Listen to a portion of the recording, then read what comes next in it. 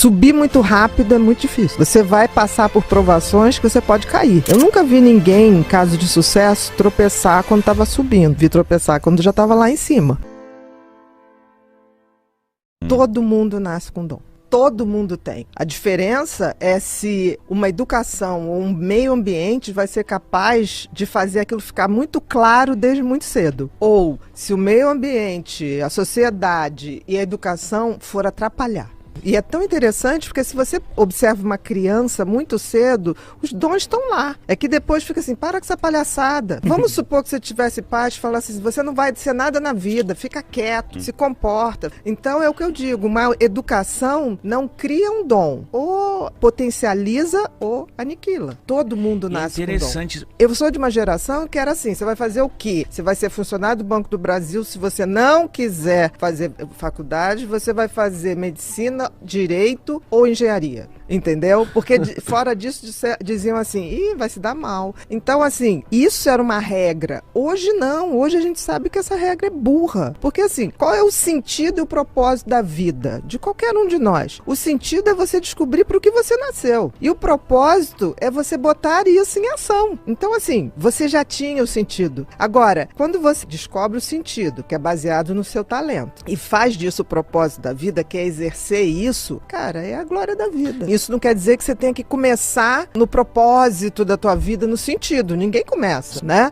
Agora, você tem que ter, e hoje eu acho muito bacana essa geração mais nova, a geração mais nova vai ter várias profissões. Então, assim, tudo vai mudar muito. Mas o que eu acho que é fundamental essa geração nova, e vocês fazem parte disso, é que se tornou possível quebrar as regras, abrir uma outra porta. Acho que a grande revolução é você ser de verdade, né? Isso que estava faltando. As pessoas não eram de verdade. As pessoas fingiam. E aí eu acho que colabora muito não para adoecer em si, mas para ser o gatilho de um adoecimento. Porque da mesma maneira que a gente nasce com dom, a gente traz uma genética também para adoecer, que pode passar a vida inteira sem se manifestar. Por exemplo, eu tenho déficit de atenção, que é uma hiperatividade mental. Se eu for adoecer, eu sei que eu vou adoecer ou de excesso de ansiedade, sempre pensando em alguma coisa. Eu para não esquecer o que eu pensei, eu tenho que estar anotando. Nunca tive depressão, mas eu já tive exaustão. Gosto de falar de instabilidade de atenção. Por quê? Quando eu falo que você tem transtorno do déficit de atenção e com hiperatividade, eu estou dizendo em maneira muito simples que você tem um cérebro que pensa mais, numa quantidade maior de pensamento, numa velocidade maior de pensamento. Porque tudo no cérebro é pensamento. Então é como se eu dissesse, olha, você tem um cérebro, que é 6% da população, que vai a 300 km por hora, quando a média dos outros 94 vai a 200. É isso. Aí você fica assim, não, mas eu não pego nada, ou então eu não tenho memória. Não, você não consegue se atentar àquilo. Vamos supor, você está assistindo a aula. Milhões de outros pensamentos estão tomando a tua cabeça. Então aí, quando você vai ver, eu me lembro, eu pequena, eu tinha vergonha de levantar o dedo e perguntar. Porque eu já tinha perdido uma parte tão grande que meu caderno era cheio de buraco. Aí quando eu entrei na faculdade, eu comecei a dar uns truques, assim, né? Tipo assim, eu falava assim, eu perdia, né? Tava perdendo de escrever. Aí eu levantava o dedo e falava, professor, por favor, repete, não entendi esse finalzinho. Não era o finalzinho, eu queria que ele repetisse tudo.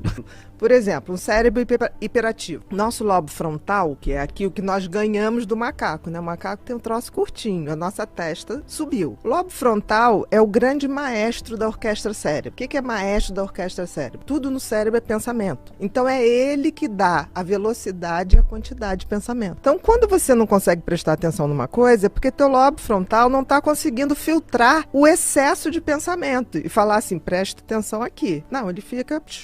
É como se ele viesse sem freio. É como se fosse um freio que veio com a pastilha gasta. É isso. O que faz o lobo frontal funcionar? Uma substância chamada dopamina. Então, quem tem hiperatividade mental produz menos dopamina de nascença. Então, esse freio está sem freio. Quando você se depara com alguma coisa que te dá tesão, prazer libera dopamina. Então, na hora que você pega uma coisa que você gosta, ali, querido, você tem um hiperfoco, que é o contrário. Porque todo mundo diz assim, TDAH não presta atenção em nada. Mentira. No que ele gosta, ele é capaz de ficar 8 horas, 12 horas e não ver o tempo passar. Porque é aquilo que vai te dar dopamina. O que dá dopamina na vida? ou isso, tesão por alguma coisa, ou sexo, ou vícios de substâncias ou de comportamento. E é tão interessante que a gente esquece que o cérebro é o computador.